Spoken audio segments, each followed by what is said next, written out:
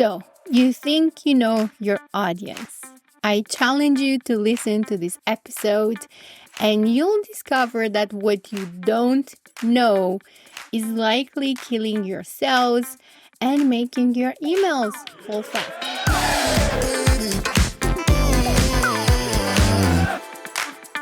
Welcome to Master the Inbox. This is the podcast where course creators, coaches, and consultants come to learn how to sell with email marketing in a non-spammy, non-aggressive way. Hi, I'm your host, Monica Badiu, a customer-centric email marketing copywriter who has been helping course creators just like you figure out email marketing for a few years. And in this process, I discovered some golden nuggets I would love to share with you. In today's episode, I want to introduce you to a whole new way of writing sales emails that don't fall flat, but are actually very engaging and considered valuable by your audience. Let's start. So if I'd ask you, do you know your audience? You're probably going to tell me, well, I know they live in the US, they have this age, and probably majority of them are female. Maybe they have kids, maybe they have a specific pain point. But in reality, the majority of what brands know and actually use when it comes to their audience is a small percentage. It doesn't even come close to what's actually interesting and useful when it comes to drafting campaigns that speak to your audience. And not only that, but they actually move your readers from passive readers into people who enroll in your course and actually use your course to achieve their objectives. So one of the areas where you can actually use your email marketing to deliver that kind of value is the type of sales email that tackles false beliefs. Now, this is a big area and there's so much to explore, and I am super passionate about consumer behavior and consumer insights. So I do spend a lot of time in digging these things out, because once you discover what's actually preventing, what's keeping your audience stuck, what's keeping your audience, preventing your audience from actually enrolling in your course, everything changes. You can optimize your sales page to actually answer the questions your audience is interested in. You can use your emails to get your audience closer to the type of action you want them to have. And you're going to be doing it in a way that is highly engaging, highly personalized, and highly valuable.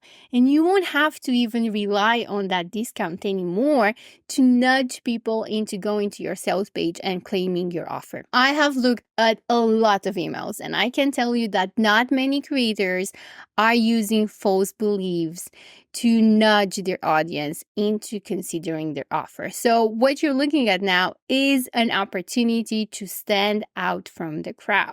Now, false beliefs matter for a bunch of different reasons. Obviously, the most important one is impacting the decision-making process and making it difficult for the reader to believe that if they do enroll in your course, if they do start coaching with you, they're going to actually be able to enjoy the benefits. And that's because from a psychological perspective, false beliefs change the reality that your audience is experiencing. And that brings on a variety of other problems, like limiting options. So if I don't believe something is real or possible for me, or if I hold a false belief related to the industry or to the type of education like online courses, I would be partly interested in trying it, but at the same time, my false belief is going to make me think that it's not really going to work. So I have a limiting number of options to achieve my goals, but online courses might not be one of those. False beliefs also reinforce biases. And this is one of the areas of resistance that you have to figure out how to tackle with your sales copy if you want more of your audience to engage and to convert. And when you draft emails that tackle these false beliefs, then you're going to get closer to that. From an emotional perspective, dealing with false beliefs can take a toll on your audience because partly you're selling them hope. You're making the emails, you're making your sales page, you're making your offer sound so amazing. You're giving them testimonials, you're giving them proof that other people were able to achieve the outcome they're after as well. But because of their false beliefs, they're going to be in this conflict all the time, second guessing themselves, doubting. Is this actually going to help me? What if it's not going to work? What if it's going to fail? What if I'm going to fail? Which means I'm going to have to go back in the same problem, in the same pain, in the same state that I was before this. And every situation that involves your audience overcoming their false beliefs by their own takes a lot of effort and a lot of resources, and that's not something you want, which is why you can tackle false beliefs in your sales copy, be it emails or sales pages, and I'll tell you more about it right away. Now, an audience can have false beliefs about different topics. It could be one, about themselves, what they can or cannot do, what they are worthy of or not worthy of. Second, they can have false beliefs about the industry, like online classes, right? That could be a big area to tackle. Like, why would your course actually help them in a way that formal education won't? They can have false beliefs about the creator. And this is a problem because if they don't trust who you are and your ability to help them, they're not going to buy. And I've encountered these specific issues several times throughout the years I've written emails for creators. They could also have false beliefs about the framework. So what is it about how you're teaching them to achieve their outcome that might create resistance? Maybe it's how you're teaching them. So let's take an example. If you're preparing non-English speakers for their YELTS exam, how is your method different to whatever else they have tried and they have failed at? And how can you position it in a way that goes against their false beliefs, in a way that doesn't trigger resistance? Sounds complicated, I know, but I promise it really isn't. Now, another false belief they can hold is about the kind of people who would afford to buy your course, use it, and actually achieve the outcome. So these are different layers of false beliefs, and the best way to figure out which false beliefs your audience holds is to run a survey. Now, when I work with a new course creator, I usually run a massive survey at the beginning of our collaboration, just so we can figure out exactly what are these specific false beliefs. If you haven't done that, you can always do it. I actually recommend you run surveys maybe once every 2 months, and that's gonna give you a lot more information than you think is actually valuable. And false beliefs is just one of the types of information you could get out of that. Okay, so let's dismantle some false beliefs. So let's say you are preparing students for their YELTS exam. Now, an example of a false belief they might have about your solution is this: an online course won't be as effective as in-person tutoring. And this is a massive one, right? So what can you tell them about this false belief that is actually dismantled by your offer? Maybe the way you're tackling this is by offering coaching, or actually one-on-one online tutoring, or feedback, or access to a forum where they would get all of their questions answered within 24 hours. Now, in terms of an email, you can actually say something along the lines. So, hey, Monica, over the last few days, you've heard so much about how our YELTS students are smashing their scores and are able to get bands over 7+ or whatever. However, you've tried this before. You've tried other courses. You've spent so much time going through YouTube free content. And after all those hours, you still didn't feel like you made any progress. And now you're looking at this and you're hoping maybe this is actually the one that's going to change things for me. But something inside you is holding you back. We're entering the false belief right now. Maybe it's a belief that online classes are not going to be as effective as in-person tutoring. We totally get that. It would be amazing to be able to provide this kind of training in person. But we have students from all over the world. And unfortunately, in-person tutoring can be very expensive.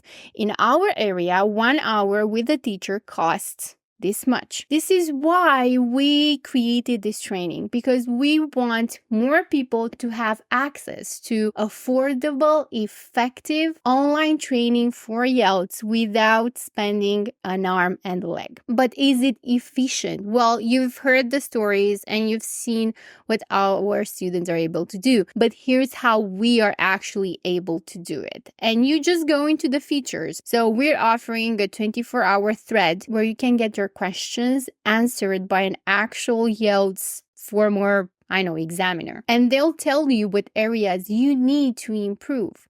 We also have quizzes and tests within our learning area that replicate the experience of a YELTS exam. So you're always going to be able to test, prepare, and then learn from an actual examiner what areas you can improve.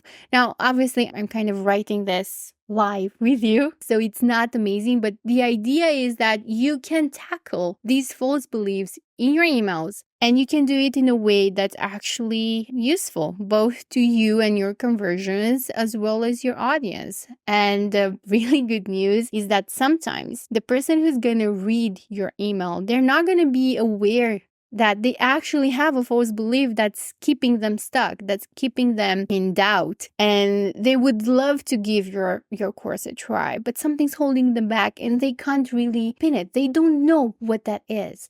So when you tackle false beliefs in your emails, you're not just providing valuable information, you're also providing relief, because you're actually naming the problem your audience has and you're giving them a solution. You're giving them peace of mind. You're not forcing them into taking action, obviously, but you are answering to some unspoken fears, unspoken limitations. And I think that awareness is very, very valuable. Another false belief might be about the product. Like, it's too long and I don't want this to take months. Or this might be just as boring as anything else I have tried. I don't really want to do that anymore. That the content might be outdated. That's also something that can be a false belief. And that's all things that you can tackle, again, in your emails and on your sales page. Now, you can also tackle a false belief about the industry. So again, if you're teaching people, if you're helping them prepare for a YELTS exam, they might say something along the lines, online courses that are paid, that teach you the subject or the preparation for YELTS are a scam.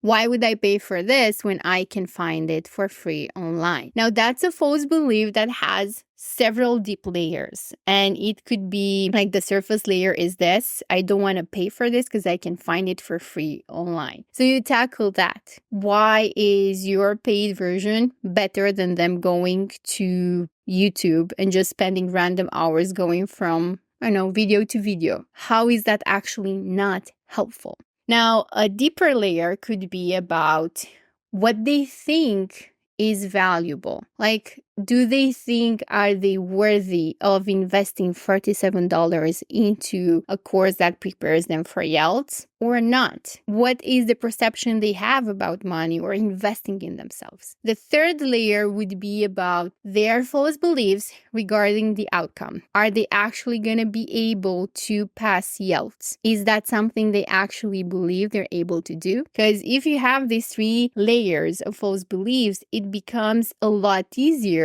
to draft emails that are not just like engaging, they're like eye-opening. Because again, a lot of people, a lot of your audience, they don't really know, they don't spend a lot of time thinking, well, why am I not taking action? I've been receiving these emails from this guy for so long and he's doing so well. I love his content. And yet when it comes to buying something from him, I don't know, something's holding me back. What is it? If you want to learn more about these false beliefs or get examples of like what it actually looks like and how you can tackle them, you can go to my blog at monicabadiu.com/blog and you'll find dozens of ways to tackle these false beliefs with actual examples. So go check it out and really think about this. What are the false beliefs your readers have about you as a creator, your product, the solution, like learning from online course, the industry, about themselves, and about the kind of people who are actually going to have success using your specific type of solution. So thank you for listening or watching in case you're seeing this on YouTube. And until next time, remember that selling through email marketing can feel good, can be valuable, and can give your audience a different perspective about what it's like to actually go after their goals. You're a coach, not necessarily a salesman, and that shifts everything. And to get more golden nuggets like these, just subscribe, follow, Master the Inbox on all your favorite platforms.